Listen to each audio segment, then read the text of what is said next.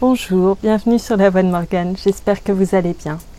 Aujourd'hui, je vous retrouve pour la lecture de On ne badine pas avec l'amour d'Alfred de Musset au programme du baccalauréat 2025 pour les voies technologiques et générales. C'est une première lecture qui va connaître des aléas en matière de voix puisque je vais faire tous les personnages. Je vous remercie d'ores et déjà pour votre tolérance et votre humour. Et je vais commencer par énumérer les personnages. Voilà, je vous souhaite une très bonne écoute, je vous remercie infiniment et je vous dis à tout à l'heure après la lecture. On ne badine pas avec l'amour, Alfred de Musset. Personnage, le baron, Perdiccas son fils, maître Blasius, gouverneur de Perdiccas, maître Briden, curé, Camille, nièce du baron, dame Pluche, sa gouvernante, Rosette, sœur de lait de Camille, paysan, valet, etc. Acte premier. Scène première. Une place devant le château. Maître Blasius, dame Pluche, le cœur. Le cœur. Doucement bercé sur sa mule fringante, Messer Blasius s'avance dans les bluets fleuris, vêtu de neuf, l'écritoire aux côtés. Comme un poupon sur l'oreiller, il se ballotte sur son ventre rebondi, et les yeux à demi fermés, il marmotte un paternoster dans son triple menton. « Salut, maître Blasius, vous arrivez au temps de la vendange, pareil à une amphore antique. » Que ceux qui veulent apprendre une nouvelle d'importance m'apportent ici premièrement un verre de vin frais. Voilà notre plus grande écuelle. Buvez, maître Blasius, le vin est bon, vous parlerez après. Vous saurez, mes enfants, que le jeune Perdiccas, fils de notre Seigneur, vient d'atteindre à sa majorité et qu'il est reçu docteur à Paris. Il revient aujourd'hui même au château, la bouche toute pleine de façons de parler si belles et si fleuries qu'on ne sait que lui répondre les trois quarts du temps. Toute sa gracieuse personne est un livre d'or. Il ne voit pas un brin d'herbe à terre qu'il ne vous dise comment cela s'appelle en latin. Et quand il fait du vent ou qu'il pleut, il vous dit tout clairement pourquoi. Vous ouvririez des yeux grands comme la porte que voilà, de le voir dérouler un des parchemins qu'il a coloriés d'encre de toutes couleurs, de ses propres mains et sans en rien dire à personne. Enfin, c'est un diamant fin des pieds à la tête. Et voilà ce que je viens annoncer à monsieur le baron. Vous sentez que cela me fait quelque honneur à moi, qui suis son gouverneur depuis l'âge de 4 ans. Ainsi donc, mes bons amis, apportez une chaise, que je descende un peu de cette mule-ci sans me casser le cou. La bête est tant soit peu rétive, et je ne serais pas fâché de boire encore une gorgée avant d'entrer. Buvez, maître Blasius, et reprenez vos esprits. Nous avons vu naître le petit Perdiccas et il n'était pas besoin, du moment qu'il arrive, de nous en dire si long. Puissions-nous retrouver l'enfant dans le cœur de l'homme. Ma foi, l'écuelle est vide. Je ne croyais pas avoir tout bu. Adieu.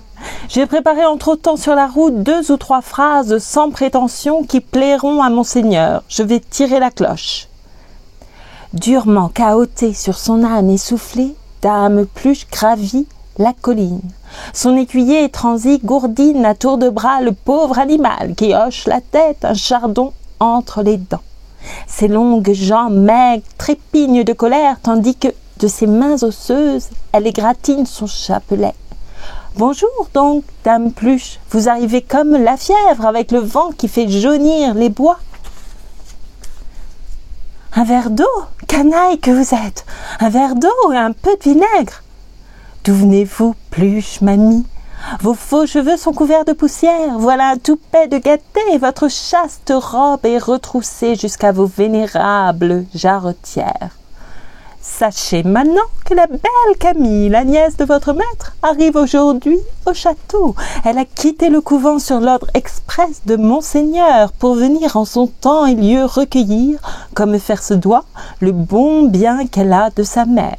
Son éducation, Dieu merci, est terminée, et ceux qui la verront auront la joie de respirer une glorieuse fleur de sagesse et de dévotion.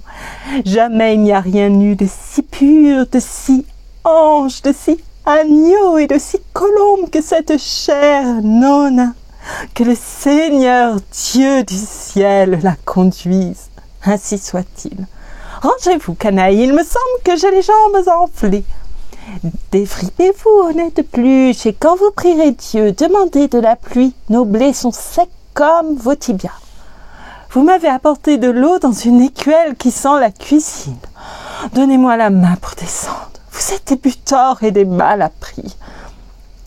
Elle sort. Mettons nos habits du dimanche et attendons que le baron nous fasse appeler. Ou je me trompe fort, ou quelque joyeuse bombance est dans l'air d'aujourd'hui. Ils sortent. Scène 2, le salon du baron, entre le baron, maître Bryden et maître Blasius. Maître Bryden, vous êtes mon ami. Je vous présente maître Blasius, gouverneur de mon fils. Mon fils a eu hier matin à 12h08, 21 ans comptés. Il est docteur à 4 boules blanches. Maître Blasius, je vous présente maître Bryden, curé de la paroisse. C'est mon ami. À 4 boules blanches, seigneur, littérature, botanique, droit romain, droit canon. Allez à votre chambre, cher Blasius, mon fils ne va pas tarder à paraître. Faites un peu de toilette et revenez au coup de la cloche. Vous dirai-je ma pensée, monseigneur, le gouverneur de votre fils sent le vin à pleine bouche. Cela est impossible. J'en suis sûr comme de ma vie. Il m'a parlé de fort près tout à l'heure, il sentait le vin à faire peur. Brisons-la. Je vous répète que cela est impossible. Vous voilà, dame Pluche. Ma nièce est sans doute avec vous? Elle me suit, monseigneur. Je l'ai devancée de quelques pas. Maître Bryden, vous êtes mon ami. Je vous présente la dame Pluche, gouvernante de ma nièce. Ma nièce est depuis hier à 7 heures de nuit parvenue à l'âge de 18 ans. Elle sort du meilleur couvent de France. Dame Pluche, je vous présente maître Bryden, curé de la paroisse. C'est mon ami. Du meilleur couvent de France, seigneur, et je puis ajouter la meilleure chrétienne du couvent. Allez, dame Pluche, réparez le désordre où vous voilà. Ma nièce va bientôt venir, j'espère. Soyez prête à l'heure du dîner. Dame Pluche sort. Cette vieille demoiselle paraît tout à fait pleine d'onction.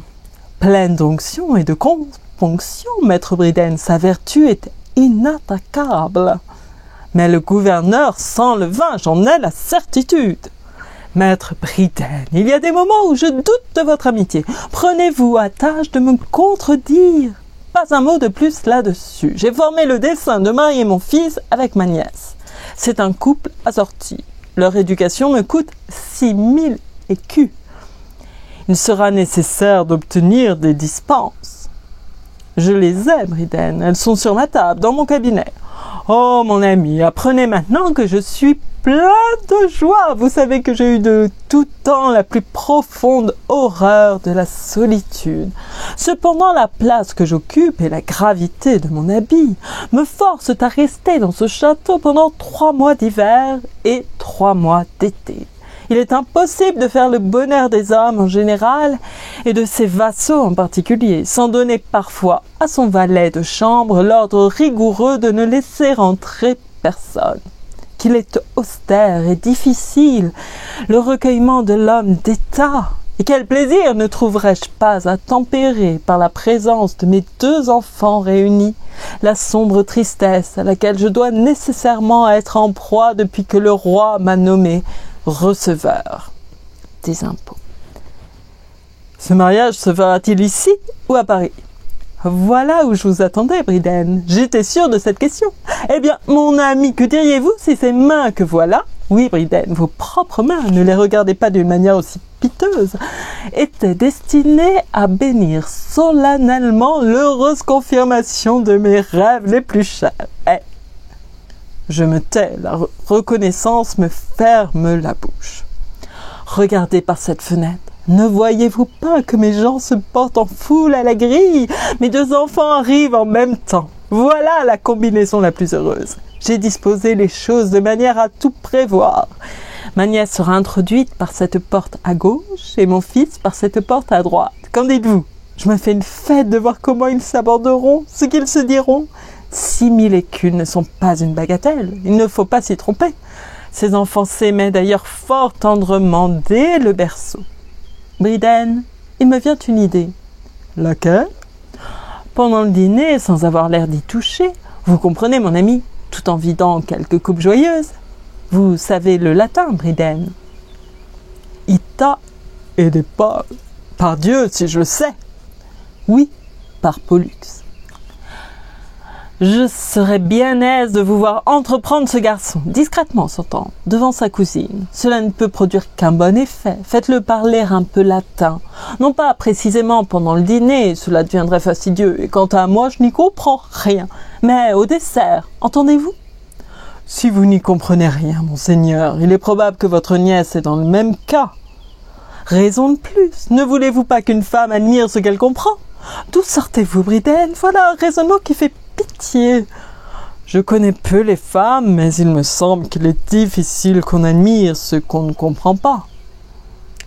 Je les connais, Bryden. Je connais ces êtres charmants et indéfinissables. Soyez persuadés qu'elles aiment à avoir de la poudre dans les yeux. Soyez persuadés qu'elles aiment à avoir de la poudre dans les yeux, et que plus on leur en jette, plus elles les écarquillent afin d'en gober davantage. Perdiccas entre d'un côté, Camille de l'autre. Bonjour mes enfants, bonjour ma chère Camille, mon cher Perdiccas, embrassez-moi et embrassez-vous. Bonjour mon père, ma sœur bien-aimée, quel bonheur que je suis heureux. Mon père et mon cousin, je vous salue. Comme te voilà grande, Camille, et belle comme le jour. Quand as-tu quitté Paris, Perdiccas? Mercredi, je crois, ou mardi. Comme te voilà métamorphosée en femme. Je suis donc un homme, moi? Il me semble que c'est hier que je t'ai vue pas plus haute que cela. Vous devez être fatiguée, la route est longue et il fait chaud. Oh mon Dieu, non. Regardez donc, mon père, comme Camille est jolie. Allons, Camille, embrasse ton cousin. Excusez-moi. Façon marquée de refuser. Un compliment vaut un baiser. Embrasse-la, Perdiccas. Si ma cousine recule quand je lui tends la main, je vous dirai à mon tour, excusez-moi. L'amour peut voler un baiser, mais non pas l'amitié. L'amitié ni l'amour ne doivent recevoir que ce qu'ils peuvent rendre. Voilà un commencement de mauvais augure, hein? Trop de pudeur est sans doute un défaut, mais le mariage lève bien des scrupules. Je suis choqué, blessé, cette réponse m'a déplu. Excusez-moi, avez-vous vu qu'elle a fait mine de se signer? Venez ici que je vous parle. Cela m'est pénible au dernier point. Ce moment qui devait m'être si doux est complètement gâté. Je suis vexé, piqué. Diable, voilà qui est fort mauvais. Dites-leur quelques mots, les voilà qui se tournent le dos. Eh bien, mes enfants, à quoi pensez-vous donc? Que fais-tu là, Camille, devant cette tapisserie? Voilà un beau portrait, mon oncle. N'est-ce pas une grande-tante à nous? Oui, mon enfant, c'est ta bisaïeule, ou du moins la sœur de ton bisaïeul, car la chère dame n'a jamais concouru, pour sa part, je crois, autrement qu'en prière, à l'accroissement de la famille. C'était, ma foi, une sainte femme. Oh, oui, une sainte, c'est ma grande-tante Isabelle. Comme ce costume religieux lui va bien. Et toi, Perdiccas, que fais-tu là, devant ce pot de fleurs? Voilà une fleur charmante, mon père, c'est un héliotrope. Te moques-tu? Elle est grosse comme une mouche. Cette petite fleur, grosse comme une mouche, a bien son prix. Sans doute, le docteur a raison. Demandez-lui à quel sexe, à quelle classe elle appartient, de quels éléments elle se forme, d'où lui viennent sa sève et sa couleur. Il vous ravira en extase en vous détaillant les phénomènes de ce brin d'herbe, depuis la racine jusqu'à la fleur. Je n'en sais pas si long, mon révérend. Je trouve qu'elle sent bon, voilà tout. Scène 3. Devant le château, entre le chœur. Plusieurs choses me divertissent et excitent ma curiosité. Venez, mes amis, asseyons-nous sous ce noyer. 2 formidables dîneurs sont en ce moment en présence au château, Maître Bridden et Maître Blasius.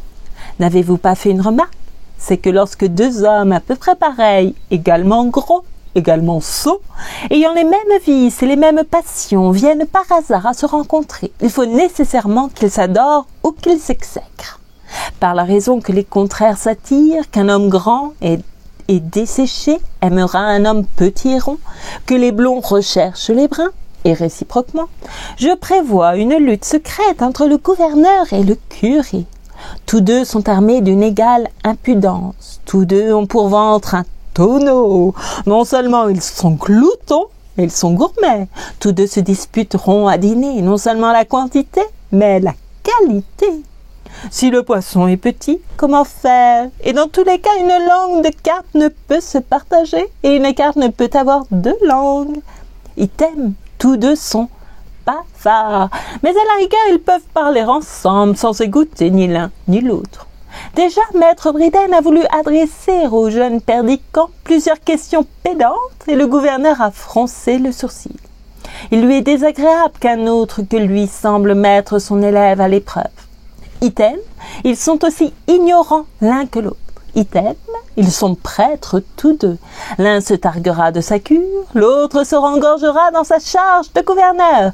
Maître Blasius confesse le fils et Maître Bridden le père. Déjà, je les vois accoudés sur la table, les joues enflammées, les yeux à fleur de tête, secoués pleins de haine leur triple menton. Ils se regardent de la tête aux pieds, ils préludent par de légères escarmouches. Bientôt la guerre se déclare, les cuistreries de toute espèce se croisent et s'échangent. Et pour comble de malheur, entre les 2 ivrognes s'agite un pluche qui la repousse l'un et l'autre de ses coudes affilés. Maintenant que voilà le dîner fini, on ouvre la grille du château. C'est la compagnie qui sort, retirons-nous à l'écart. Ils sortent entre le baron et Dame Pluche. Le baron. Vénérable Pluche, je suis pénible. Est-il possible, monseigneur? Oui, Pluche, cela est possible. J'avais compté depuis longtemps. J'avais même écrit, noté, sur mes tablettes de poche que ce jour devait être le plus agréable de mes jours. Oui, bonne dame, le plus agréable.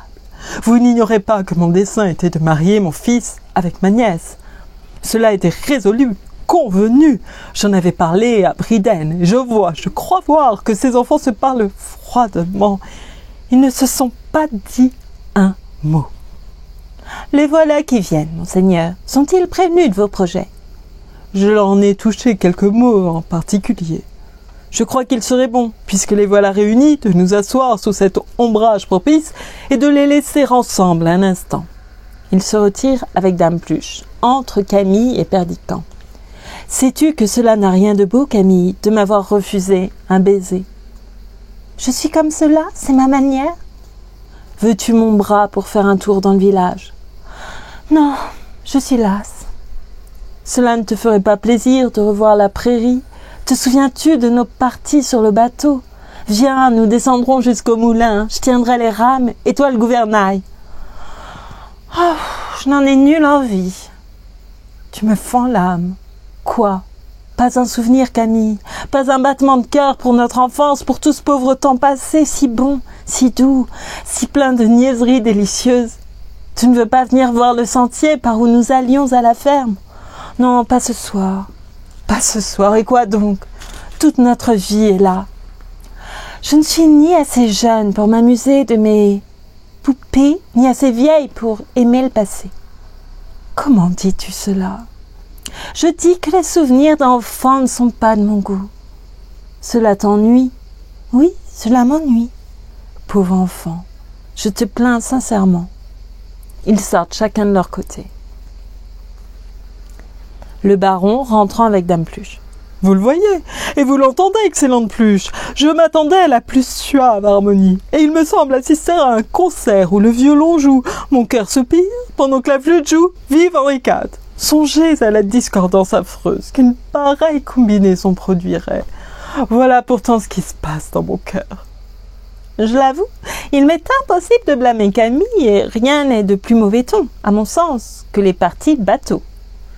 Parlez-vous sérieusement? Seigneur, une jeune fille qui se respecte ne se hasarde pas sur les pièces d'eau. Mais observez donc, Dame Bluche, que son cousin doit l'épouser et que dès lors, les convenances défendent de tenir un gouvernail. Et il est malséant de quitter la terre ferme seul avec un jeune homme. Mais je répète, je vous dis, c'est là mon opinion. Êtes-vous folle? En vérité, vous me feriez dire, il y a certaines expressions que je ne veux pas, qui me répugnent. Vous me donnez envie de... En vérité, si je ne me retenais, vous êtes une pécore, Bluche, je ne sais que penser de vous. Scène 4. Il sort, Scène 4. Une place. Le cœur perdicant. Bonjour, mes amis. Me reconnaissez-vous? Seigneur, vous ressemblez à un enfant que nous avons beaucoup aimé. N'est-ce pas vous qui m'avez porté sur votre dos pour passer les ruisseaux de vos prairies? Vous qui m'avez fait danser sur vos genoux, qui m'avez pris en croupe sur vos chevaux robustes, qui vous êtes serré quelquefois autour de vos tables pour me faire une place au souper de la ferme? Nous nous en souvenons, Seigneur, vous étiez bien le plus mauvais garnement et le meilleur garçon de la terre. Et pourquoi donc alors ne m'embrassez-vous pas, au lieu de me saluer comme un étranger? Que Dieu te bénisse, enfant de nos entrailles. Chacun de nous voudrait te prendre dans ses bras. Mais nous sommes vieux, mon Seigneur, et vous êtes un homme. Oui, il y a 10 ans que je ne vous ai vu. Et en un jour, tout change sous le soleil. Je me suis élevée de quelques pieds vers le ciel, et vous vous êtes courbés de quelques pouces vers le tombeau. Vos têtes ont blanchi, vos pas sont devenus plus lents. Vous ne pouvez plus soulever de terre votre enfant d'autrefois. C'est donc à moi d'être votre père, à vous qui avez été les miens. Votre retour est un jour plus heureux que votre naissance. Il est plus doux de retrouver ce qu'on aime que d'embrasser un nouveau-né. Voilà donc ma chère vallée, mes noyers, mes sentiers verts, ma petite fontaine. Voilà mes jours passés encore tout pleins de vie. Voilà le monde mystérieux des rêves de mon enfance. Oh, patrie, patrie, mot incompréhensible. L'homme n'est-il donc né que pour un coin de terre, pour y bâtir son nid et pour y vivre un jour? On nous a dit que vous êtes un savant, monseigneur. Oui, on me l'a dit aussi. Les sciences sont une belle chose, mes enfants. Ces arbres et ces prairies enseignent à haute voix la plus belle de toutes, l'oubli de ce qu'on sait. Il s'est fait plus d'un changement pendant votre absence. Il y a des filles mariées et des garçons partis pour l'armée. Vous me conterez tout cela, je m'attends bien à du nouveau, mais en vérité, je n'en veux pas encore. Comme ce lavoir est petit, autrefois il me paraissait immense. J'avais emporté dans ma tête un océan et des forêts, et je retrouve une goutte d'eau et des brins d'air. Quelle est donc cette jeune fille qui chante à sa croisée derrière ces arbres? C'est Rosette, la sœur de lait de votre cousine Camille. Descends vite, Rosette, et viens ici. Oui, monseigneur. Tu me voyais de ta fenêtre et tu ne venais pas, méchante fille. Donne-moi vite cette main-là et ces joues-là, que je t'embrasse. Oui, monseigneur. Es-tu mariée, petite? On m'a dit que tu l'étais. Oh non. Pourquoi? Il n'y a pas dans le village de plus jolie fille que toi. Nous te marierons, mon enfant.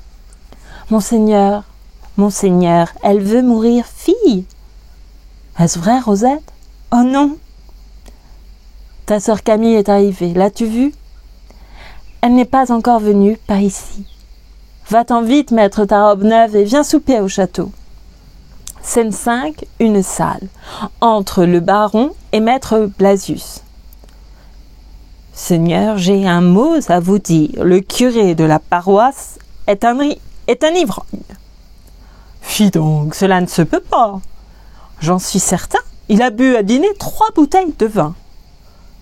Cela est exorbitant. Et en sortant de table, il a marché sur les plates-bandes.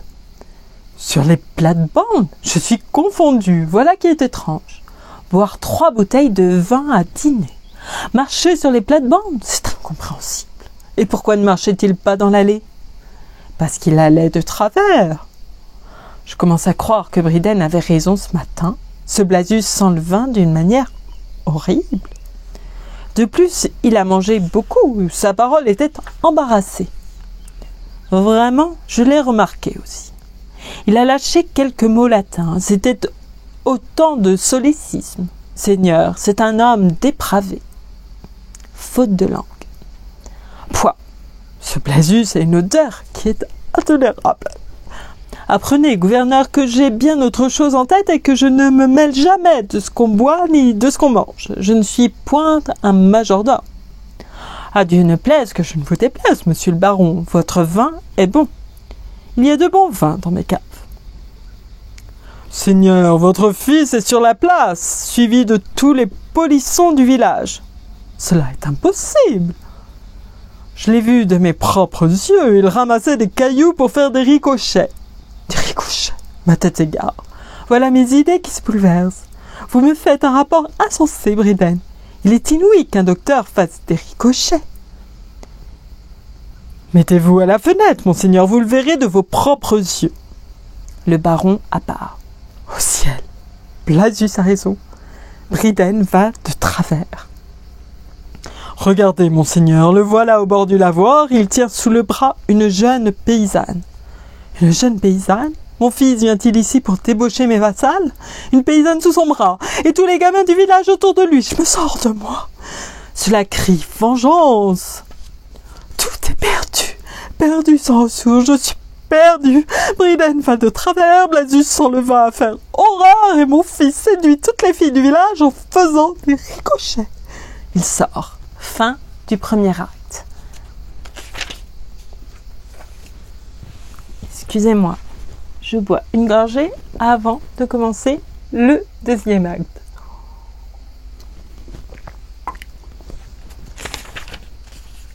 Acte 2. Scène première, un jardin. Entre Maître Blasius et Perdiccas. Seigneur, votre père est au désespoir. Pourquoi cela? Vous n'ignorez pas qu'il avait formé le projet de vous unir à votre cousine Camille. Eh bien, je ne demande pas mieux. Cependant, le baron croit remarquer que vos caractères ne s'accordent pas. Cela est malheureux, je ne puis refaire le mien. Rendrez-vous par là ce mariage impossible? Je vous répète que je ne demande pas mieux que d'épouser Camille. Allez trouver le baron et dites-lui cela. Seigneur, je me retire. Voilà votre cousine qui vient de ce côté. Il sort entre Camille. Déjà levée, cousine? J'en suis toujours pour ce que je t'ai dit hier. Tu es jolie comme un cœur. Parlons sérieusement, Perdiccas. Votre père veut nous marier. Je ne sais ce que vous en pensez, mais je crois bien faire en vous prévenant que mon parti est pris là-dessus. Tant pis pour moi si je vous déplais. Pas plus qu'un autre. Je ne veux pas me marier. Il n'y a rien là dont votre orgueil doive souffrir. L'orgueil n'est pas mon fait. Je n'en estime ni les joies ni les peines. Je suis venue ici pour recueillir le bien de ma mère. Je retourne demain au couvent. Il y a de la franchise dans ta démarche. Touche-la et soyons bons amis. Je n'aime pas les attouchements. Perdiccas lui prenant la main. Donne-moi ta main, Camille, je t'en prie. Que crains-tu de moi? Tu ne veux pas qu'on nous marie? Eh bien, ne nous marions pas. Est-ce une raison pour nous haïr? Ne sommes-nous pas le frère et la sœur? Lorsque ta mère a ordonné ce mariage dans son testament, elle a voulu que notre amitié fût éternelle. Voilà tout ce qu'elle a voulu. Pourquoi nous marier? Voilà ta main, voilà la mienne. Et pour qu'elle reste unie, ainsi jusqu'au dernier soupir, crois-tu qu'il nous faille un prêtre? Nous n'avons besoin que de Dieu. Je suis bien aise que mon refus vous soit indifférent. Il ne m'est point indifférent, Camille. Ton amour m'eût donné la vie, mais ton amitié m'en consolera. Ne quitte pas le château demain. Hier, tu as refusé de faire un tour de jardin parce que tu voyais en moi un mari dont tu ne voulais pas. Reste ici quelques jours. Laisse-moi espérer que notre vie passée n'est pas morte à jamais dans ton cœur. Je suis obligée de partir. Pourquoi? C'est mon secret. En aimes-tu un autre que moi? Non, mais je veux partir. Irrévocablement? Oui, irrévocablement. Eh bien, adieu. J'aurais voulu m'asseoir avec toi sous les marronniers du petit bois et causer de bonne amitié 1 heure ou 2. Mais si cela te déplaît, n'en parlons plus. Adieu, mon enfant. Il sort. Camille a Dame Pluche qui entre. Dame Pluche, tout est-il prêt? Partirons-nous demain? Mon tuteur a-t-il fini ses comptes? Oui, cher Colombe sans tache. Le baron m'a traité de pécore hier soir et je suis enchantée de partir. Tenez, voilà un mot d'écrit que vous porterez avant le dîner de ma part à mon cousin Perdiccand. Seigneur mon Dieu, est-ce possible? Vous écrivez un billet à un homme? Ne dois-je pas être sa femme? Je puis bien écrire à mon fiancé.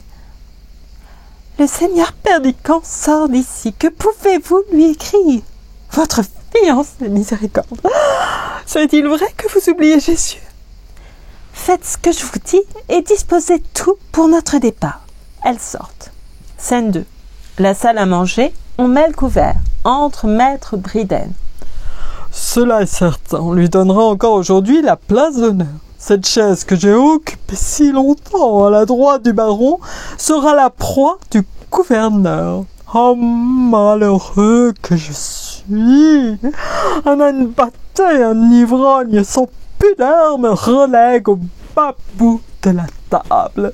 Le majordome lui versera le premier verre de Malaga, et lorsque les plats arriveront à moi, ils seront à moitié froids et les meilleurs morceaux déjà avalés. Il ne restera plus autour des perdreaux ni choux ni carottes.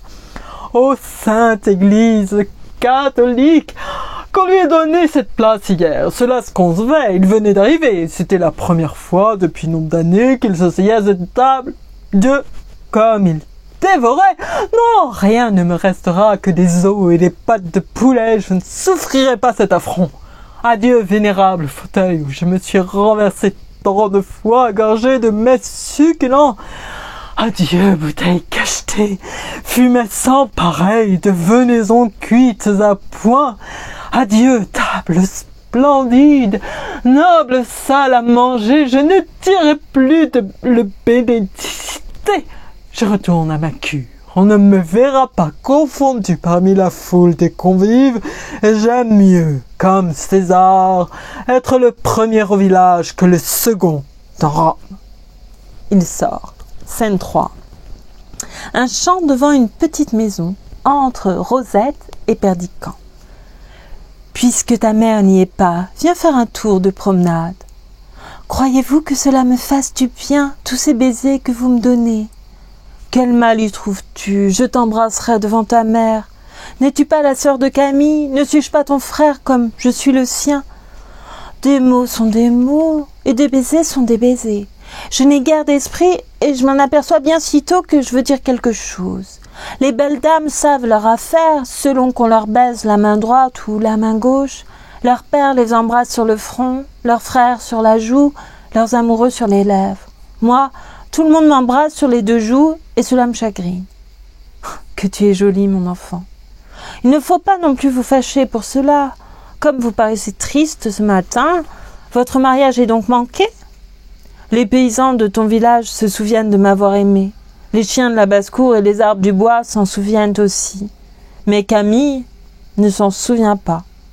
Et toi, Rosette, à quand le mariage? Ne parlons pas de cela, voulez-vous? Parlons du temps qu'il fait, de ces fleurs que voilà, de vos chevaux et de mes bonnets. De tout ce qui te plaira, de tout ce qui peut passer sur tes lèvres sans leur ôter ce sourire céleste que je respecte plus que ma vie. Il l'embrasse.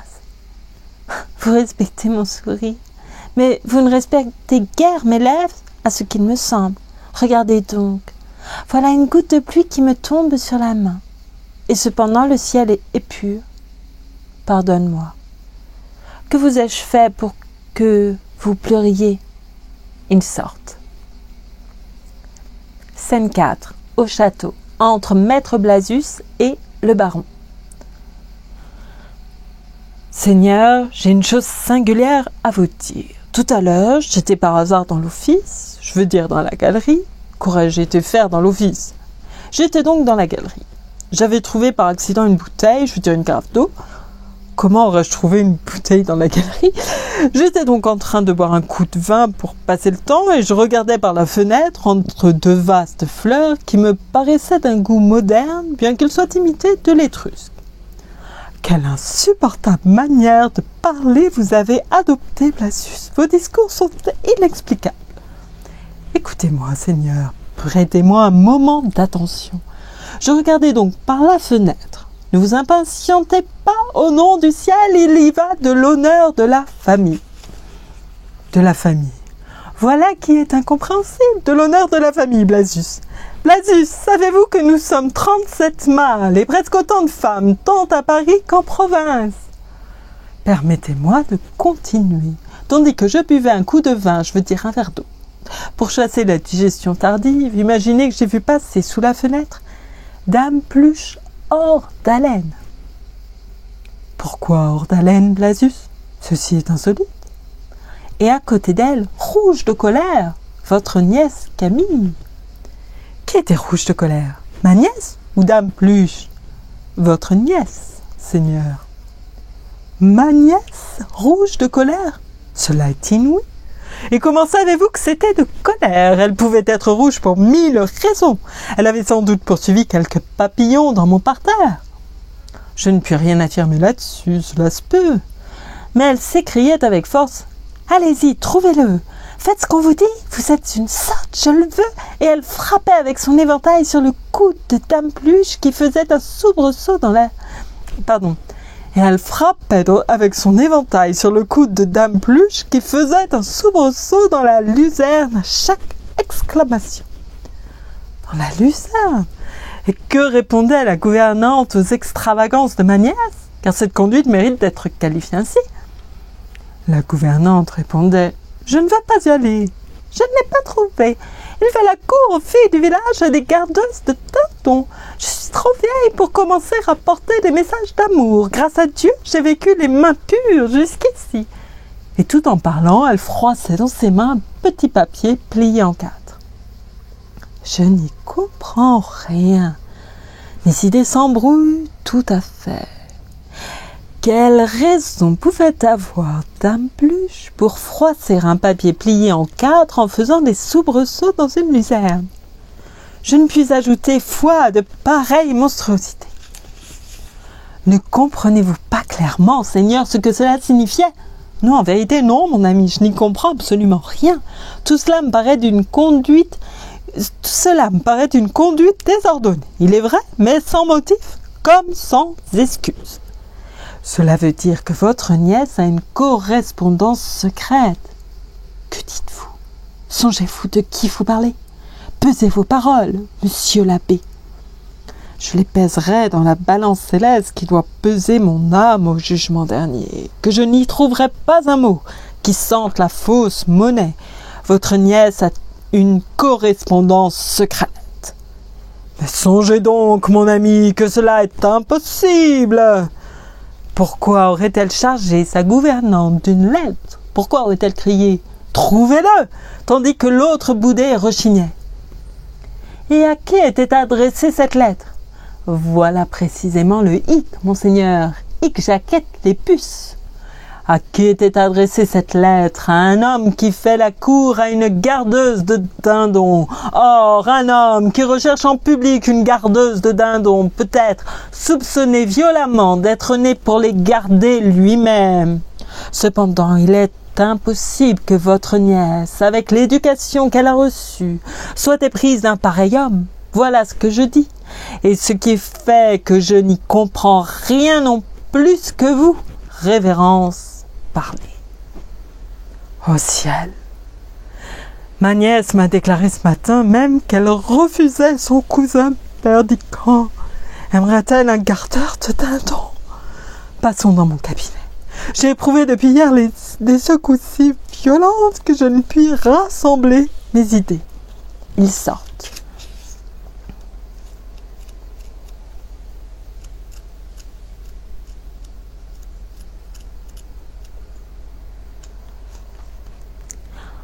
Scène 5. Une fontaine dans un bois, entre Perdiccand, lisant un billet.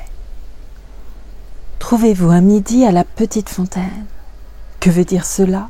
Tant de froideur, un refus si positif, si cruel, un orgueil si insensible, et un rendez-vous par-dessus tout? Si c'est pour me parler d'affaires, pourquoi choisir un pareil endroit?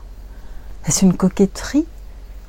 Ce matin, en me promenant avec Rosette, j'ai entendu remuer dans les broussailles, et il m'a semblé que c'était un pas de biche. Y a-t-il ici quelque intrigue entre Camille? Bonjour, cousin. J'ai cru m'apercevoir, à tort ou à raison, que vous me quittiez tristement ce matin. Vous m'avez pris la main malgré moi. Je viens vous demander de me donner la vôtre. Je vous ai refusé un baiser, le voilà. Elle l'embrasse. Maintenant, vous m'avez dit que vous seriez bien aise de causer de bonne amitié. Asseyez-vous là et causons. Elle s'assoit. Avais-je fait un rêve ou en fais-je un autre en ce moment? Vous avez trouvé singulier de recevoir un billet de moi, n'est-ce pas? Je suis d'humeur changeante, mais vous m'avez dit ce matin un mot très juste. Puisque nous nous quittons, quittons-nous bons amis. Vous ne savez pas la raison pour laquelle je pars et je viens vous la dire. Je vais prendre le voile. Est-ce possible, est-ce toi, Camille, que je vois dans cette fontaine assise sur les marguerites comme au jour d'autrefois? Oui, Perdiccas, c'est moi.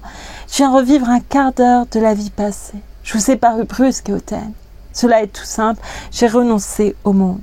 Cependant, avant de le quitter, je serais bien aise d'avoir votre avis. Trouvez-vous que j'ai raison de me faire religieuse? Ne m'interrogez pas là-dessus, car je ne me ferai jamais moine. Depuis près de 10 ans que nous avons vécu éloignés l'un de l'autre, vous avez commencé l'expérience de la vie. Je sais quel homme vous êtes, et vous devez avoir appris beaucoup en peu de temps avec un cœur et un esprit comme les vôtres.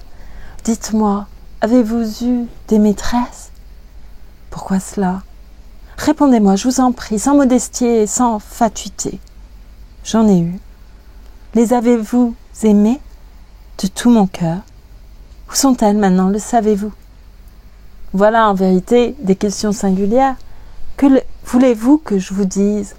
Je ne suis ni leur mari ni leur frère. Elles sont allées où bon leur rassembler. Il doit nécessairement y en avoir une que vous avez préférée aux autres. Combien de temps avez-vous aimé celle que vous avez aimée le mieux? Tu es une drôle de fille. Veux-tu te faire mon confesseur? C'est une grâce que je vous demande de me répondre sincèrement. Vous n'êtes point un libertin et je crois que votre cœur a de la probité. Vous avez dû inspirer l'amour, car vous le méritez. Et vous ne vous seriez pas livré à un caprice. Répondez-moi, je vous en prie. Ma foi, je ne m'en souviens pas. Connaissez-vous un homme qui n'ait aimé qu'une femme? Il y en a certainement. Est-ce un de vos amis? Dites-moi son nom. Je n'ai pas de nom à vous dire, mais je crois qu'il y a des hommes capables de n'aimer qu'une fois. Combien de fois un honnête homme peut-il aimer? Veux-tu me faire réciter une litanie ou récites-tu toi-même un catéchisme? Je voudrais m'instruire et savoir si j'ai tort ou raison de me faire religieuse. Si je vous épousais, ne devriez-vous pas répondre avec franchise à toutes mes questions et me montrer votre cœur à nu? Je vous estime beaucoup et je vous crois par votre éducation et par votre nature supérieure à beaucoup d'autres hommes. Je suis fâchée que vous ne vous souveniez plus de ce que je vous demande. Peut-être, en vous connaissant mieux, je m'enhardirai. Où veux-tu en venir? Parle, je répondrai. Répondez donc à ma première question. Ai-je raison de rester au couvent? Non. Je ferais donc mieux de vous épouser? Oui. Si le curé de votre paroisse soufflait sur un verre d'eau et vous disait que c'est un verre de vin, le boiriez-vous comme tel? Non. Si le curé de votre paroisse soufflait sur vous et me disait que vous m'aimerez toute votre vie, aurais-je raison de le croire? Oui et non. Que me conseilleriez-vous de faire le jour où je verrai que vous ne m'aimez plus? De prendre un amant. Que ferai-je ensuite, le jour où mon amant ne m'aimera plus? Tu en prendras un autre. Combien de temps cela durera-t-il? Jusqu'à ce que tes cheveux soient gris, et alors les miens seront blancs. Savez-vous ce que c'est que les cloîtres, Père Descamps? Vous êtes-vous jamais assis un jour entier sur le banc d'un monastère de femmes? Oui, je m'y suis assis. J'ai pour amie une sœur qui n'a que 30 ans et qui a eu 500 000 livres de revenus à l'âge de 15 ans.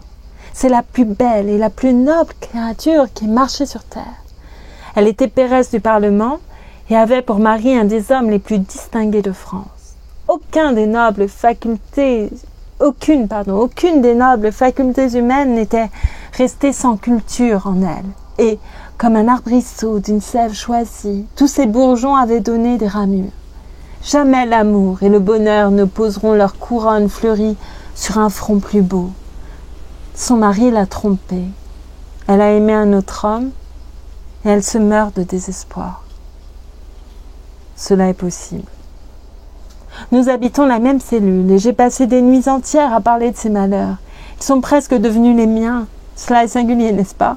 Je ne sais trop comment cela se fait.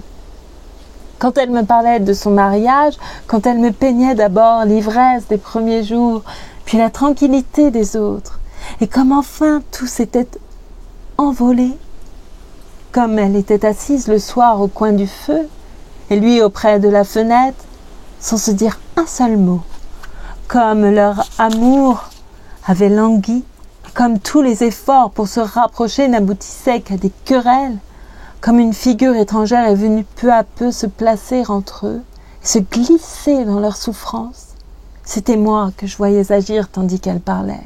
Quand elle disait « Là, j'ai été heureuse », mon cœur bondissait, et quand elle ajoutait « Là, j'ai pleuré, mes larmes coulaient ».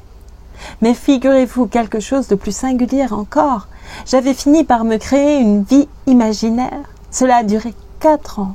Il est inutile de vous dire par combien de réflexions, de retours sur moi-même, tout cela est venu. Ce que je voulais vous raconter, comme une curiosité, c'est que tous les récits de Louise, toutes les fictions de mes rêves portaient votre ressemblance. Ma ressemblance à moi? Oui, et cela est naturel. Vous étiez le seul homme que j'eusse connu.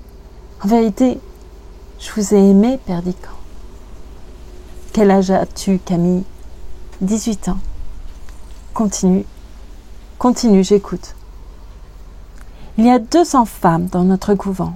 Un petit nombre de ces femmes ne connaîtra jamais la vie, et tout le reste attend la mort.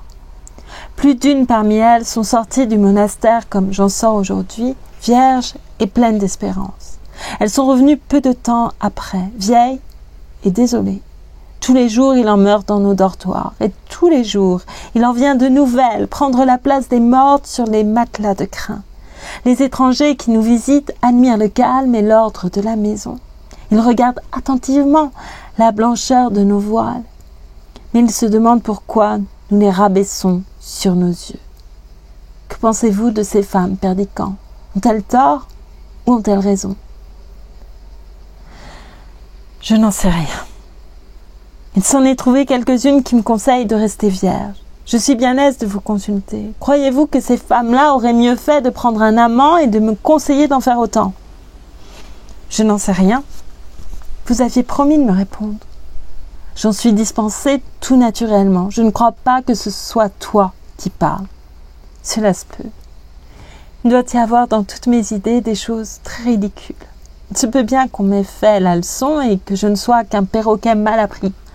Il y a dans la galerie un petit tableau qui représente un moine courbé sur un missel. À travers les barreaux obscurs de sa cellule glisse un faible rayon de soleil et on aperçoit une locanda italienne devant laquelle danse un chevrier. Lequel de ces deux hommes estimez-vous davantage? Ni l'un ni l'autre, et tous les deux. Ce sont deux hommes de chair et d'os. Il y en a un qui lit et un autre qui danse, je n'y vois pas autre chose. Tu as raison de te faire religieuse. Vous me disiez non tout à l'heure. Ai-je dit non? Cela est possible. Ainsi vous me le conseillez? Ainsi tu ne crois à rien? Lève la tête, Père Descamps. Quel est l'homme qui ne croit à rien? Père Descamps se levant. En voilà un. Je ne crois pas à la vie immortelle. Ma sœur chérie, les religieuses t'ont donné leur expérience. Mais crois-moi, ce n'est pas la tienne, tu ne mourras pas sans aimer. Je veux aimer, mais je ne veux pas souffrir. Je veux aimer d'un amour éternel et faire des serments qui ne se violent pas. Voilà mon amant. Elle montre son crucifix. Cet amant-là n'exclut pas les autres. Pour moi, du moins, il les exclura. Ne souriez pas, Perdicant. Il y a 10 ans que je ne vous ai vu et je pars demain. Dans 10 autres années, si nous nous revoyons, nous en reparlerons. J'ai voulu ne pas rester dans votre souvenir comme une froide statue, car l'insensibilité mène au point où j'en suis. Écoutez-moi. Retournez à la vie, et tant que vous serez heureux, tant que vous aimerez comme on peut aimer sur la terre, oubliez votre sœur, Camille. Mais, s'il vous arrive jamais d'être oublié, ou d'oublier vous-même, si l'ange de l'espérance vous abandonne lorsque vous serez seul avec le vide dans le cœur, pensez à moi qui prierai pour vous. Tu es une orgueilleuse, prends garde à toi. Pourquoi? Tu as 18 ans et tu ne crois pas à l'amour. Y croyez-vous, vous qui parlez? Vous voilà courbé près de moi avec des genoux qui se sont usés sur les tapis de vos maîtresses et vous n'en savez plus le nom. Vous avez pleuré des larmes de joie et des larmes de désespoir, mais vous saviez que l'eau des sources est plus constante que vos larmes et qu'elle serait toujours là pour laver vos paupières gonflées. Vous faites votre métier de jeune homme et vous souriez quand on vous parle de femmes désolées. Vous ne croyez pas qu'on puisse mourir d'amour, vous qui vivez et qui avez aimé. Qu'est-ce donc que le monde? Il me semble que vous devez cordialement mépriser les femmes qui vous prennent telles que vous êtes et qui chassent leur dernier amant pour vous attirer dans leurs bras avec les baisers d'un autre sur les lèvres. Je vous demandais tout à l'heure si vous aviez aimé. Vous m'avez répondu comme un voyageur à qui l'on demanderait s'il a été en Italie ou en Allemagne et qui dirait « Oui, j'y ai été ». Puis, qui penserait à aller en Suisse ou dans le premier pays venu. Est-ce donc une monnaie que votre amour, pour qu'il puisse passer ainsi de main en main jusqu'à la mort? Non, ce n'est pas même une monnaie, car la plus mince pièce d'or vaut mieux que vous, et dans quelque main qu'elle passe, elle garde son effigie. Que tu es belle, Camille, lorsque tes yeux s'animent. Oui, je suis belle, je le sais. Les complimenteurs ne m'apprendront rien. La froide nonne qui coupera mes cheveux pâlira peut-être de sa mutilation. Mais ils ne se changeront pas en bagues et en chaînes pour courir les boudoirs. Il n'en manquera pas un seul sur ma tête lorsque le fer y passera. Je ne veux qu'un coup de ciseau, et quand le prêtre qui me bénira me mettra au doigt l'anneau d'or de mon époux céleste, la mèche de cheveux que je lui donnerai pourra lui servir de manteau. Tu es en colère, en vérité. J'ai eu tort de parler. J'ai ma vie entière sur les lèvres. Oh, Perdicant, ne raillez pas. Tout cela est triste à mourir. Pauvre enfant, je te laisse dire, et j'ai bien envie de te répondre un mot. Tu me parles d'une religieuse qui me paraît avoir eu sur toi une influence funeste. Tu dis qu'elle a été trompée, qu'elle a trompé elle-même et qu'elle est désespérée. Es-tu sûr que si son mari ou son amant revenait lui tendre la main à travers la grille du parloir, elle ne lui tendrait pas la sienne? Qu'est-ce que vous dites? J'ai mal entendu. Es-tu sûr que si son mari ou son amant revenait lui dire de souffrir encore, elle répondrait non? Je le crois. Je le crois. Il y a 200 femmes dans ton monastère, et la plupart ont au fond du cœur des blessures profondes. Elles te les ont fait toucher, et elles ont coloré ta pensée virginale des gouttes de leur sang. Elles ont vécu, n'est-ce pas? Elles t'ont montré avec horreur la route de leur vie. Tu t'es signé devant leurs cicatrices, comme devant les plaies de Jésus. Elles t'ont fait une place dans leur procession lugubre, et tu te serres contre ces corps décharnés avec une crainte religieuse lorsque tu vois passer un homme. Es-tu sûr que si l'homme qui passe était celui qui les a trompés, celui pour qui elles pleurent et elles souffrent, celui qu'elles maudissent en priant, Dieu, es-tu sûr qu'en le voyant, elles ne briseraient pas leurs chaînes pour courir à leur malheur passé et pour presser leur poitrine sanglante sur le poignard qui les a meurtris? Oh mon enfant, sais-tu les rêves de ces femmes qui te disent de ne pas rêver? Sais-tu quel nom elles murmurent quand les sanglots qui sortent de leurs lèvres font trembler l'hostie qu'on leur présente? Elles qui s'assoient près de toi avec leur tête branlante pour verser dans ton N'oreille leur vieillesse flétrie, elles qui sonnent dans les ruines de ta jeunesse le tocsin de leur désespoir et qui font sentir à ton sang vermeil la fraîcheur de leur tombe, sais-tu qui elles sont? Vous me faites peur, la colère vous prend aussi. Sais-tu ce que c'est que des nonnes, malheureuses filles, elles qui te représentent l'amour des hommes comme un mensonge? Savent-elles qu'il y a pis et encore le mensonge de l'amour divin? Savent-elles que c'est un crime qu'elles font, de venir chuchoter à une vierge des paroles de femme? Ah, comme elles t'ont fait la leçon. Comme j'avais prévu tout cela quand tu t'es arrêté devant le portrait de notre vieille tante. Tu voulais partir sans me serrer la main. Tu ne voulais recevoir ni ce bois, ni cette pauvre petite fontaine. Revoir ni ce bois, ni cette pauvre petite fontaine qui nous regarde tout en larmes. Tu reniais les jours de ton enfance et le masque de plate que les nonnes t'ont plaqué sur les joues me refusait un baiser de frère. Mais ton cœur abattu, il a oublié sa leçon, lui qui ne sait pas lire, et tu es revenu t'asseoir sur l'herbe où nous voilà. Eh bien, Camille, ces femmes ont bien parlé. Elles t'ont mise dans le vrai chemin. Il pourra m'en coûter le bonheur de ma vie. Mais dis-leur cela de ma part. Le ciel n'est pas pour elles. Ni pour moi, n'est-ce pas?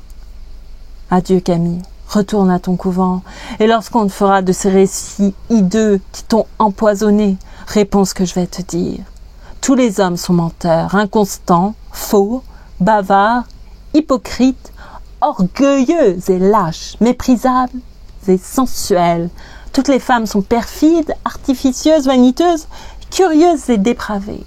Le monde n'est qu'un égout sans fond, où les phoques les plus informes rampent et se tordent sur des montagnes de fange. Mais il y a au monde une chose sainte et sublime. C'est l'union de deux de ces êtres si imparfaits et si affreux. On est souvent trompé en amour, souvent blessé et souvent malheureux. Mais on aime. Et quand on est sur le bord de sa tombe, on se retourne pour regarder en arrière et on se dit « J'ai souffert souvent, je me suis trompé quelquefois, mais j'ai aimé. C'est moi qui ai vécu, et non pas un être factice créé par mon orgueil et mon ennui. » Il sort. Fin du 2e acte.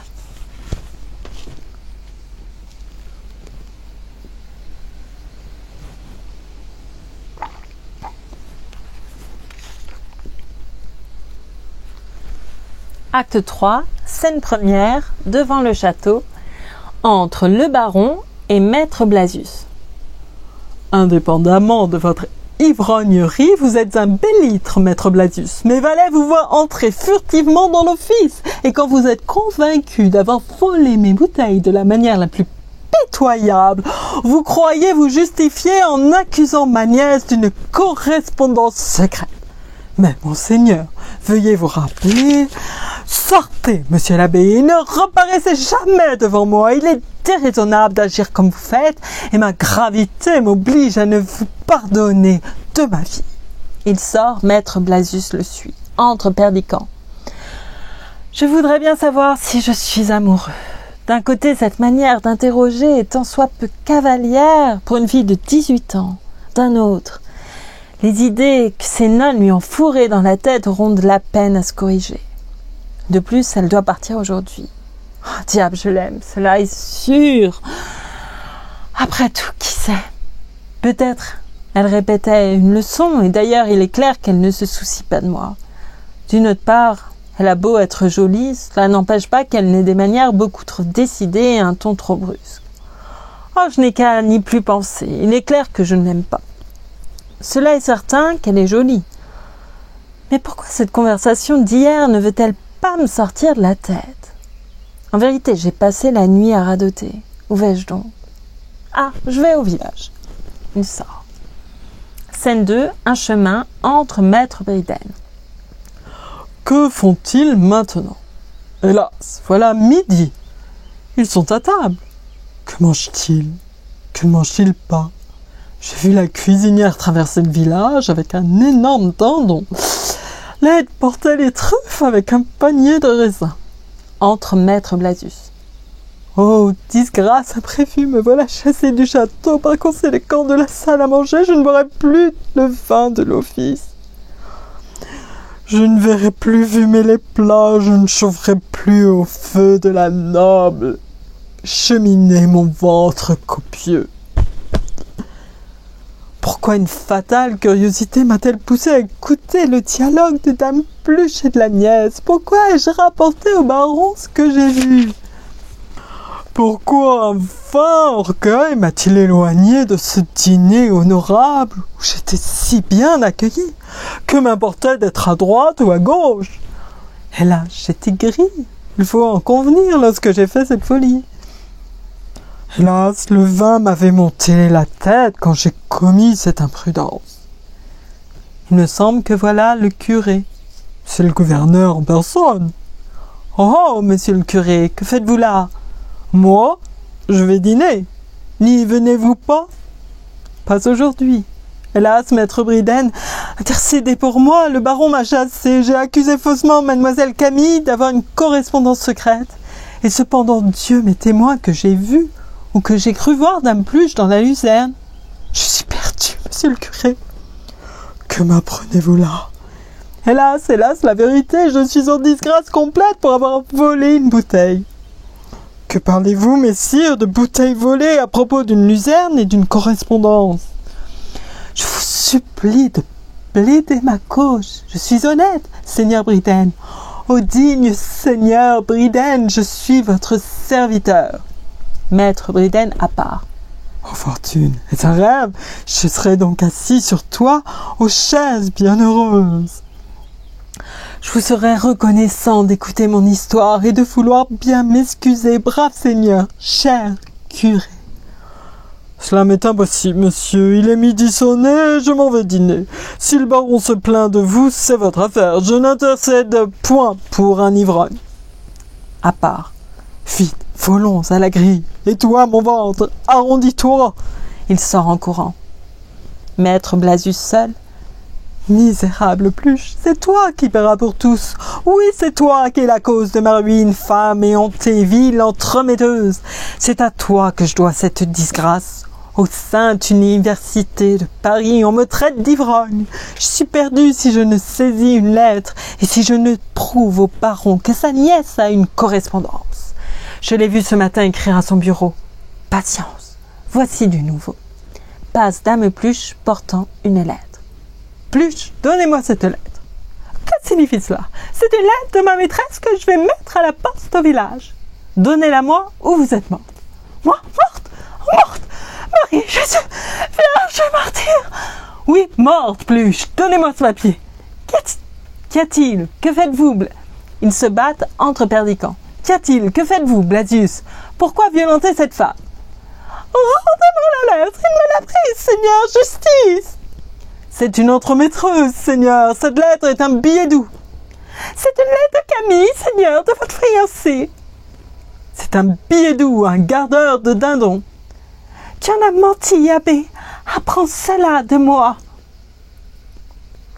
Donnez-moi cette lettre. Je ne comprends rien à votre dispute, mais en qualité de fiancé de Camille, je m'arroge le droit de la lire. Il lit. À la sœur Louise au couvent de... À part. Quelle maudite curiosité me saisit malgré moi. Mon cœur bat avec force et je ne sais ce que j'éprouve. Retirez-vous, Dame Pluche.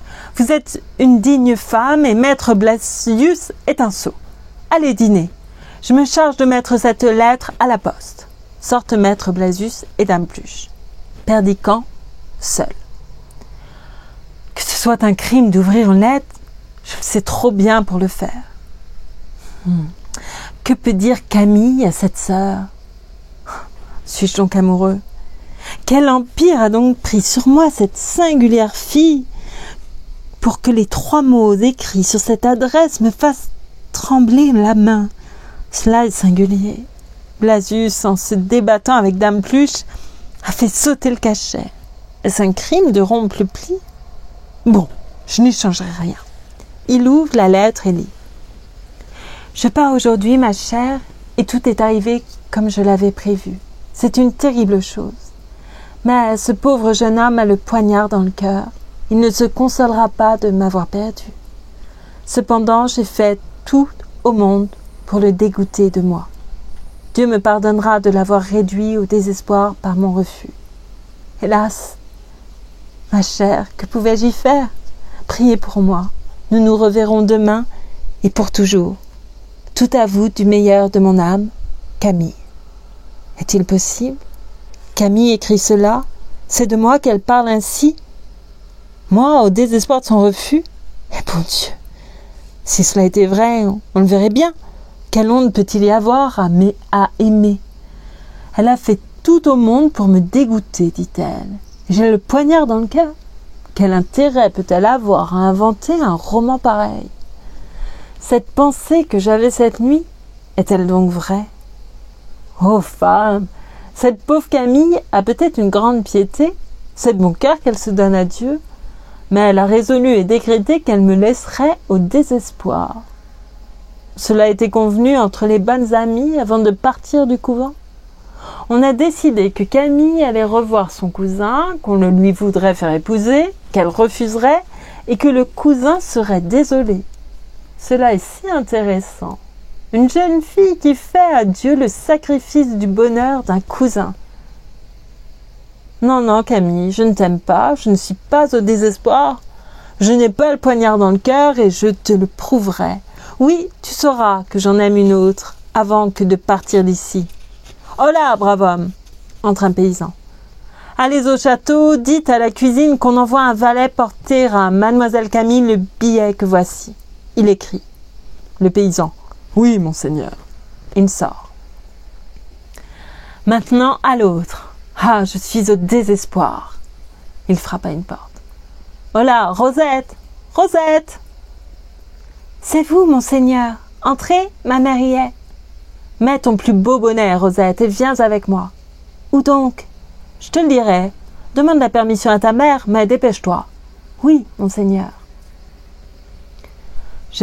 Elle rentre dans la maison. J'ai demandé un nouveau rendez-vous à Camille et j'en suis sûre qu'elle y viendra. Mais par le ciel, elle n'y trouvera pas ce qu'elle y comptera trouver. Je veux faire la cour à Rosette devant Camille elle-même. Scène 3, le petit bois. Entre Camille et le paysan. Mademoiselle, je vais au château porter une lettre pour vous. Faut-il que je vous la donne ou que je la remette à la cuisine comme l'a dit le seigneur Perdican? Donnez-la moi. Si vous aimez mieux que je la porte au château, ce n'est pas la peine de m'attarder. Je te dis de me la donner. Ce qui vous plaira. Il donne la lettre. Tiens, voilà pour ta peine. Grand merci, je m'en vais, n'est-ce pas? Si tu veux. Je m'en vais. Il sort. Camille lisant. Perdican me demande de lui dire adieu avant de partir, près de la petite fontaine où je l'ai fait venir hier. Que peut-il avoir à me dire?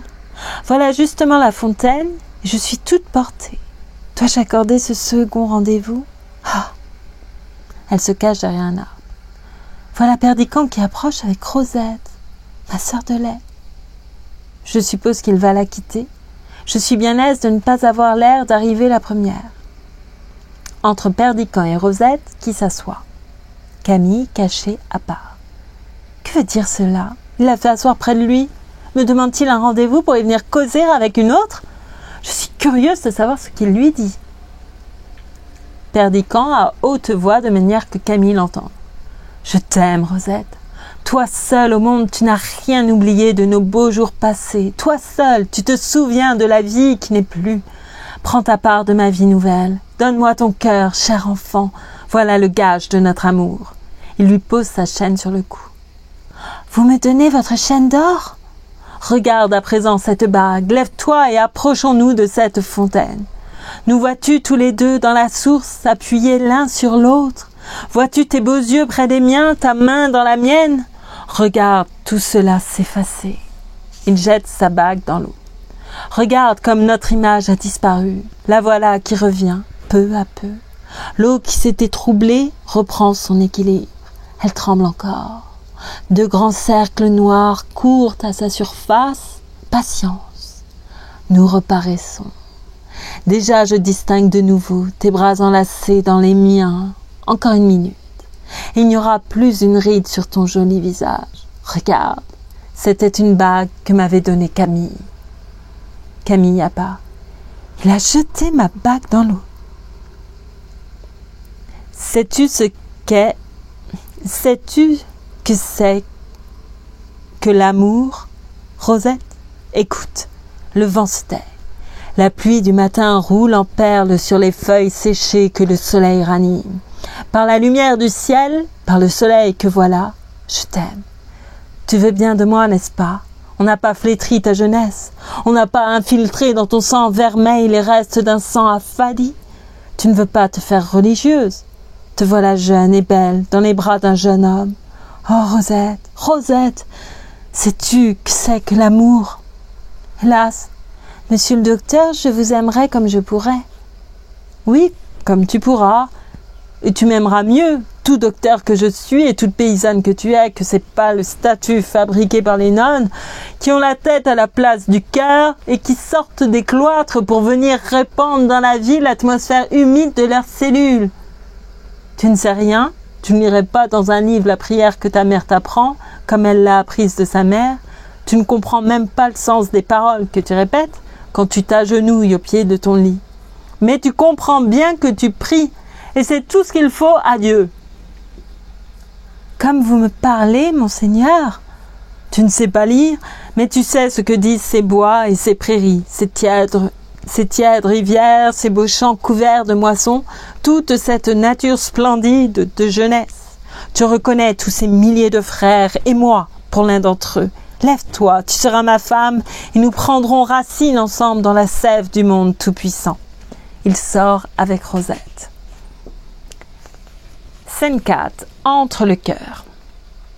Il se passe assurément quelque chose d'étrange au château. Camille a refusé d'épouser Perdiccas. Elle doit retourner aujourd'hui au couvent dont elle est venue.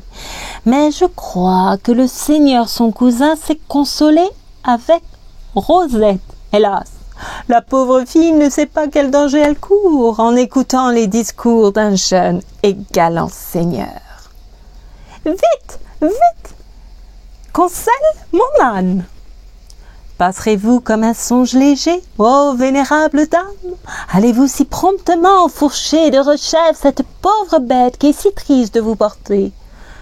Dieu merci, cher canaille, je ne mourrai pas ici. Mourrez au loin, Pluche, mamie, mourrez inconnus dans un caveau malsain.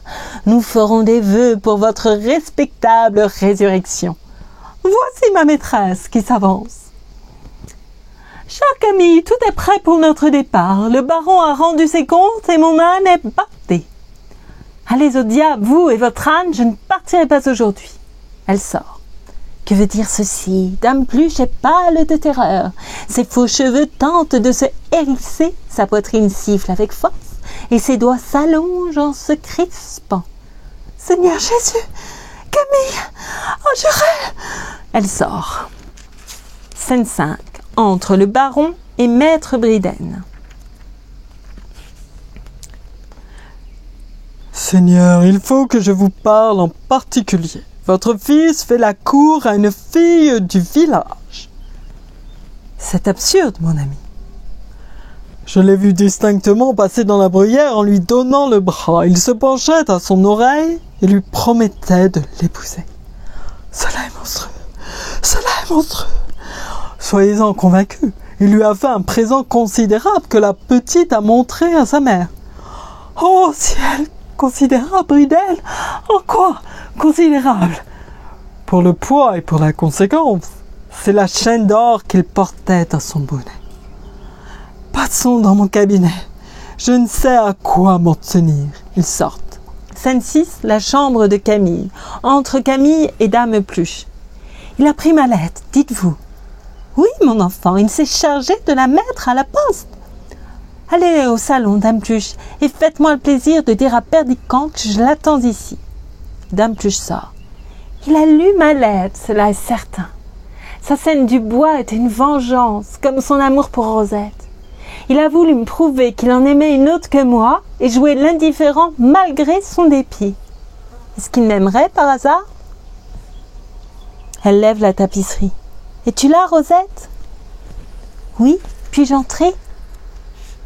Écoute-moi, mon enfant, le seigneur Perdican ne te fait-il pas la cour ? Hélas, oui. Que penses-tu de ce qu'il t'a dit ce matin ?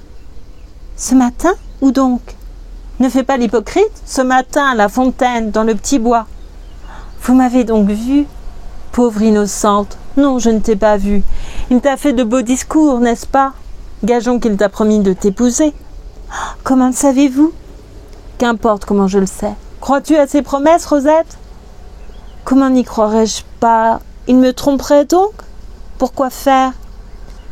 Perdican ne t'épousera pas, mon enfant. Hélas, je n'en sais rien. Tu l'aimes, pauvre fille. Il ne t'épousera pas, et la preuve, je vais te la donner. Rentre derrière ce rideau.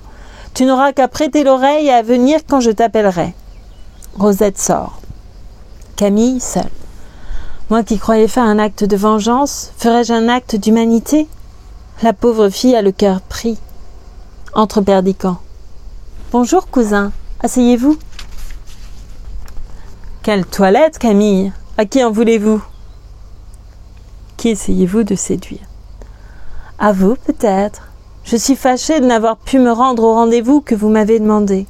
Vous aviez quelque chose à me dire ? Perdican à part. Voilà sur ma vie un petit mensonge assez gros pour un agneau sans tache. Je l'ai vu derrière un arbre écouter la conversation. Oh, je n'ai rien à vous dire qu'un adieu, Camille. Je croyais que vous partiez. Cependant, votre cheval est à l'écurie et vous n'avez pas l'air d'être en robe de voyage. J'aime la discussion. Je ne suis pas bien sûre de ne pas avoir eu envie de me quereller encore avec vous. À quoi sert de se quereller quand le raccommodement est impossible ? Le plaisir des disputes, c'est de faire la paix. Êtes-vous convaincu que je ne veuille pas la faire ? Ne raillez pas, je ne suis pas de force à vous répondre. Je voudrais qu'on me fît la cour. Je ne sais si c'est que j'ai une robe neuve, mais j'ai envie de m'amuser. Vous m'avez proposé d'aller au village. Allons-y, je veux bien. Mettons-nous en bateau. J'ai envie d'aller dîner sur l'herbe ou de faire une promenade dans la forêt. Fera-t-il une claire de lune ce soir ? Cela est singulier. Vous n'avez plus au doigt la bague que je vous ai donnée. Je l'ai perdue. C'est donc pour cela que je l'ai trouvée. Tenez, Perdican, la voilà. Est-ce possible ? Où l'avez-vous trouvée ?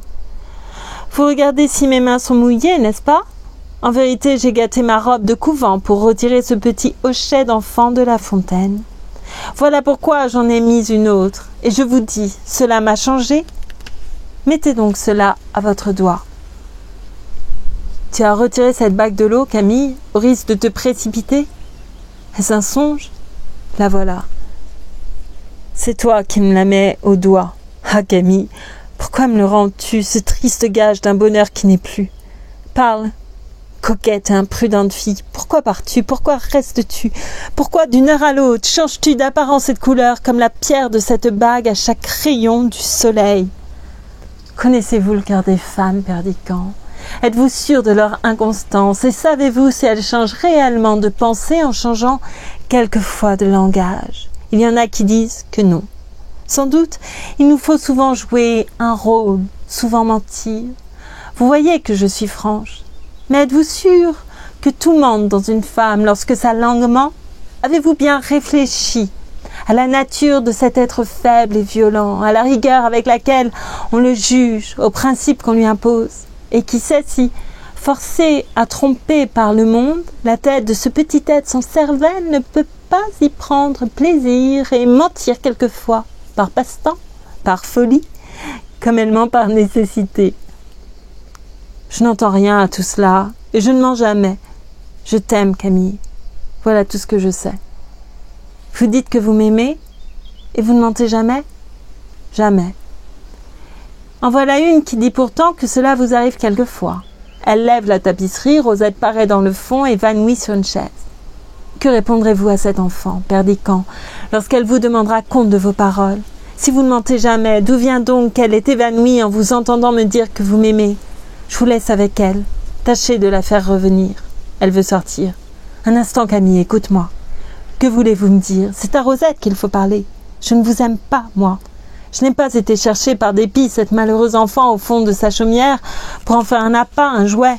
Je n'ai pas répété imprudemment devant elle des paroles brûlantes adressées à une autre.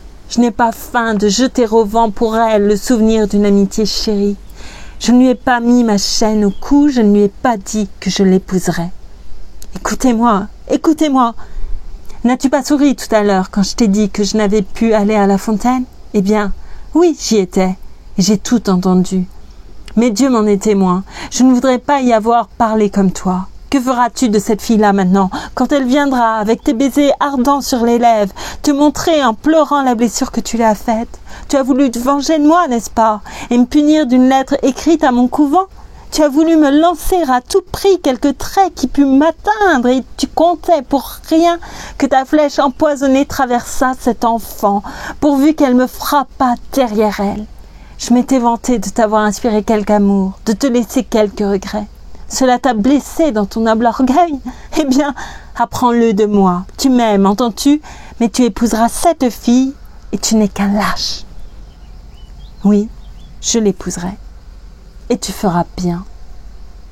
Très bien. Et beaucoup mieux qu'en t'épousant toi-même. Qu'y a-t-il, Camille? Qui t'échauffe si fort? Cette enfant s'est évanouie. Nous la ferons bien revenir. Il ne faut pour cela qu'un flacon de vinaigre. Tu as voulu me prouver que j'avais menti une fois dans ma vie. Cela est possible, mais je te trouve hardi de décider à quel instant. Viens, aide-moi à secourir Rosette. Ils sortent. Scène 7, entre le baron et Camille. Si cela se fait, je deviendrai fou. Employez votre autorité. Je deviendrai fou et je refuserai mon consentement, voilà qui est certain. Vous devriez lui parler et lui faire entendre raison. Cela me jettera dans le désespoir pour tout le carnaval et je ne paraîtrai pas une fois à la cour. C'est un mariage disproportionné. Jamais on n'a entendu parler d'épouser la sœur de lait de sa cousine. Cela passe toute espèce de borne. Faites-le appeler et dites-lui nettement que ce mariage vous déplaît. Croyez-moi, c'est une folie, il ne résistera pas. Je serai vêtue de noir cet hiver, tenez-le pour assurer. Mais parlez-lui au nom du ciel, c'est un coup de tête qu'il a fait. Peut-être n'est-il déjà plus temps. S'il en a parlé, il le fera. Je vais m'enfermer pour m'abandonner à la douleur. Dites-lui s'il me demande que je suis enfermée et que je m'abandonne à ma douleur de le voir épouser une fille sans nom. Il sort. Ne trouverais-je pas ici un homme de cœur? En vérité, quand on en cherche, on est effrayé de sa solitude. Entre Perdicant. Eh bien, cousin, à quand le mariage? Le plus tôt possible. J'ai déjà parlé au notaire, au curé et à tous les paysans. Vous comptez donc réellement que vous épouserez Rosette? Assurément. Qu'en dira votre père? Tout ce qu'il voudra, il me plaît d'épouser cette fille. C'est une idée que je vous dois et je m'y tiens. Faut-il vous répéter les lieux communs les plus rebattus sur sa naissance et sur la mienne? Elle est jeune et jolie, et elle m'aime. C'est plus qu'il n'en faut pour être 3 fois heureux. Qu'elle ait de l'esprit ou qu'elle n'en ait pas, j'aurais pu trouver pire. On criera et on raillera, je m'en lave les mains. Il n'y a rien là de risible. Vous faites très bien de l'épouser. Mais je suis fâchée pour vous d'une chose, c'est qu'on dira que vous l'avez fait par dépit. Vous êtes fâché de cela? Oh que non! Si, j'en suis vraiment fâchée pour vous. Cela fait du tort à un jeune homme de ne pouvoir résister à un moment de dépit. Soyez-en donc fâchés. Quant à moi, cela m'est bien égal. Mais vous n'y pensez pas. C'est une fille de rien. Elle sera donc de quelque chose lorsqu'elle sera ma femme. Elle vous ennuiera avant que le notaire ait mis son habit neuf et ses souliers pour venir ici. Le cœur vous lèvera au repas de noces, et le soir de la fête, vous lui ferez couper les mains et les pieds comme dans les contes arabes parce qu'elle sentira le ragoût. Vous verrez que non, vous ne me connaissez pas. Quand une femme est douce et sensible, franche, bonne et belle, je suis capable de me contenter de cela. Oui, en vérité, jusqu'à ne pas me soucier de savoir si elle parle latin. Il est à regretter qu'on ait dépensé tant d'argent pour vous l'apprendre. C'est 3000 écus de perdus. Oui, on aurait mieux fait de les donner aux pauvres. Ce sera vous qui en chargerez, du moins pour les pauvres d'esprit.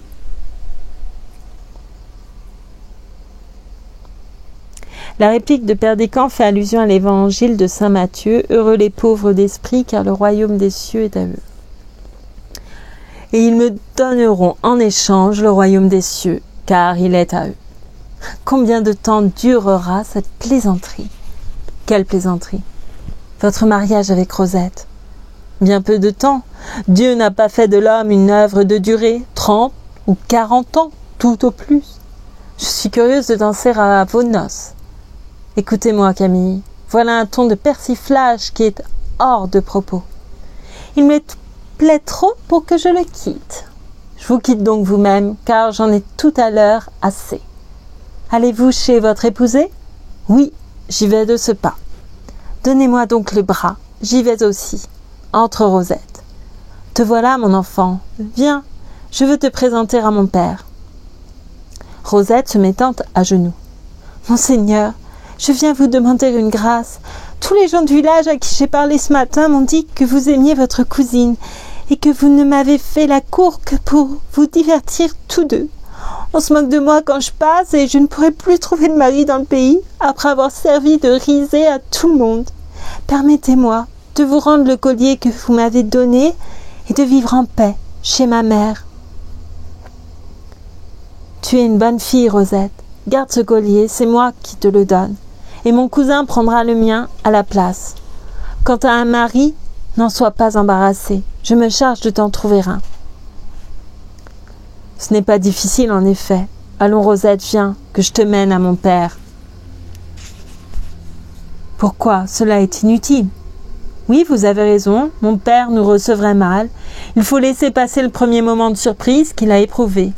Viens avec moi, nous retournerons sur la place. Je trouve plaisant qu'on dise que je ne t'aime pas quand je t'épouse. Par Dieu, nous les ferons bien taire. Il sort avec Rosette. Que se passe-t-il donc en moi? Il l'emmène d'un air bien tranquille. Cela est singulier. Il me semble que la tête me tourne. Est-ce qu'il l'épouserait tout de bon? Oh là, Dame Pluche! Dame Pluche! N'y a-t-il donc personne ici? Entre un valet. Courez après le seigneur Perdiccas, dites-lui vite qu'il remonte ici. J'ai à lui parler. Le valet sort. Mais qu'est-ce donc que tout cela? Je n'en puis plus. Mes pieds refusent de me soutenir. Rentre Perdiccas. Vous m'avez demandé, Camille? Non. Non. En vérité, vous voilà pâle. Qu'avez-vous à me dire? Vous m'avez fait rappeler pour me parler. Non, non. Oh, Seigneur Dieu. Elle sort. Scène 8. Un oratoire. Entre Camille, elle se jette au pied de l'autel. M'avez-vous abandonné, oh mon Dieu? Vous le savez, lorsque je suis venue, j'avais juré de vous être fidèle. Quand j'ai refusé de devenir l'épouse d'un autre que vous, j'ai cru parler sincèrement. Devant vous et ma conscience, vous le savez. Mon père, ne voulez-vous donc plus de moi? Oh, pourquoi faites-vous mentir la vérité elle-même? Pourquoi suis-je si faible? Ah, malheureuse, je ne puis plus prier. Entre Perdiccas. Orgueil, le plus fatal des conseillers humains. Qu'es-tu venu faire entre cette fille et moi? La voilà pâle et effrayée, qui presse sur les dalles insensibles son cœur et son visage. Elle aurait pu m'aimer, et nous étions nés l'un pour l'autre. Qu'es-tu venu faire sur nos lèvres, orgueil, lorsque nos mains allaient se joindre? Qui m'a suivi? Qui parle sous cette voûte? Est-ce toi, Perdiccas? Insensés que nous sommes, nous nous aimons. Quel songe avons-nous fait, Camille? Quelles vaines paroles, quelles misérables folies ont passé comme un vent funeste entre nous deux. Lequel de nous a voulu tromper l'autre? Hélas, cette vie est elle-même un si pénible rêve. Pourquoi encore y mêler les nôtres? Oh mon Dieu, le bonheur est une perle si rare dans cet océan d'ici-bas. Tu nous l'avais donné, pêcheur céleste. Tu l'avais tiré pour nous des profondeurs de l'abîme, cet inestimable joyau. Et nous, comme des enfants gâtés que nous sommes, nous en avons fait un jouet. Le vert sentier qui nous amenait l'un vers l'autre avait une pente si douce, il était entouré de buissons si fleuris, il se perdait dans un si tranquille horizon. Il a bien fallu que la vanité, le bavardage et la colère vinrent jeter leurs rochers informes sur cette route céleste qui nous aurait conduits à toi dans un baiser. Il a bien fallu que nous nous fissions du mal, car nous sommes des hommes. Oh, insensé! Nous nous aimons. Il la prend dans ses bras. Oui, nous nous aimons, Perdiccas. Laisse-moi le sentir sur ton cœur. Ce Dieu qui nous regarde ne s'en offensera pas. Il veut bien que je t'aime. Il y a 15 ans qu'il le sait. Chère créature, tu es à moi. Il l'embrasse. On entend un grand cri derrière l'autel. C'est la voix de ma sœur de lait. Comment est-elle ici? Je l'avais laissée dans l'escalier lorsque tu m'as fait rappeler. Il faut donc qu'elle m'ait suivie sans que je m'en sois aperçue. Entrons dans cette galerie, c'est là qu'on a crié. Je ne sais ce que j'éprouve, il me semble que mes mains sont couvertes de sang. La pauvre enfant nous a sans doute épiés, elle s'est encore évanouie. Viens, portons-lui secours. Hélas, tout cela est cruel. Non, en vérité, je n'entrerai pas. Je sens un froid mortel qui me paralyse. Vas-y, Camille, tâche de la ramener. Camille sort. Je vous en supplie, mon Dieu. Ne faites pas de moi un meurtrier. Vous voyez ce qui se passe. Nous sommes 2 enfants insensés. Et nous avons joué avec la vie et la mort. Mais notre cœur est pur. Ne tuez pas Rosette, Dieu juste. Je lui trouverai un mari, je réparerai ma faute. Elle est jeune, elle sera riche, elle sera heureuse. Ne faites pas cela, ô Dieu, vous pouvez bénir encore 4 de vos enfants. Eh bien, Camille, qu'y a-t-il? Camille rentre. Elle est morte. Adieu, Perdiccas. Et c'est la fin de On ne badine pas avec l'amour d'Alfred de Musset. Voilà une fin bien tragique.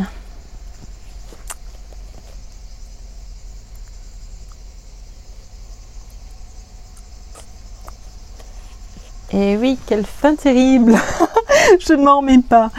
Fin terrible et très abrupte. Eh bien, parfait.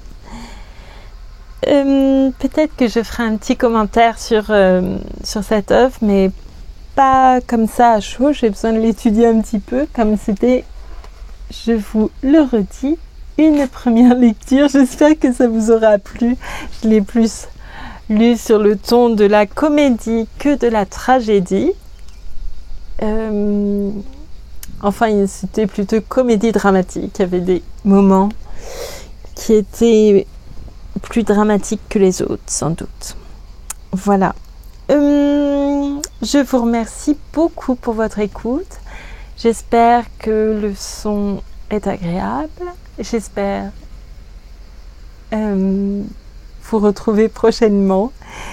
Et je vous remercie beaucoup. À très bientôt et faites bien attention à vous. Merci. Encore.